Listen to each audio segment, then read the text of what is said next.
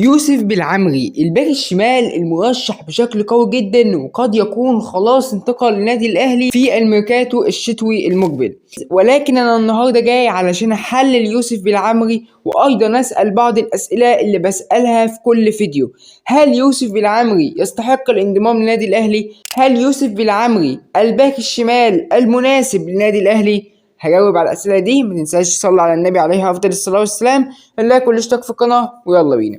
يوسف بالعمري، هكلمك الأول سريعة عن اللاعب. يبلغ من العمر 27 سنة، يحمل الجنسية المغربية، لاعب دولي، لاعب قيمته التسويقية مقدرة بحوالي 1,500,000 دولار أو يورو، الله أعلم إيه بالظبط. في ميزة ممكن انت ما تاخدش بالك منها يا صديقي العزيز، وهو طوله يعني بيقدر بحوالي 183 سنتي، وده طول مناسب جدا لحد ان هو باك شمال دفاعي. ولكن اللاعب يلعب مع نادي الرجاء المغربي، ويقال ان النادي الاهلي خلصه بحوالي 600,000 دولار لانه في مواسمه الاخيره مع نادي الرجاء.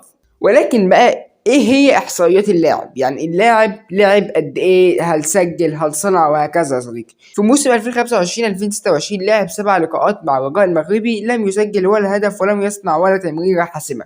ولكن خلينا نرجع للموسم اللي قبله، موسم 24 25 لعب اللاعب 23 مباراه، بدأ من خلالهم في حوالي 22 مباراه سجل هدفين وصنع تمريرتين حاسمتين. وسريعا كده يا صديقي العزيز، اللاعب لعب في تصفيات كأس العالم لموسم 2025 3 مباريات مع منتخب المغرب، بدأ في ال3 مباريات لم يسجل ولا هدف وصنع تمريرة حاسمة. ما يتميز به يوسف بالعمري؟ ايه هو اللي بيتميز به يوسف بالعمري؟ يتميز يوسف بالعمري في حته الخروج بالكوره. لاعب تحسه بسم الله ما شاء الله تبارك الرحمن، متمكن من نفسه. انا هشبههولك بلاعب باسلوب لعب وهو اسلوب لعب احمد فتوح. واللاعب بيمتاز بالتمريرات العرضيه الارضيه اللي هي في الدوري المصري ممكن تعمل مشاكل لدفاعات الخصم اللي الاهلي هيقابله.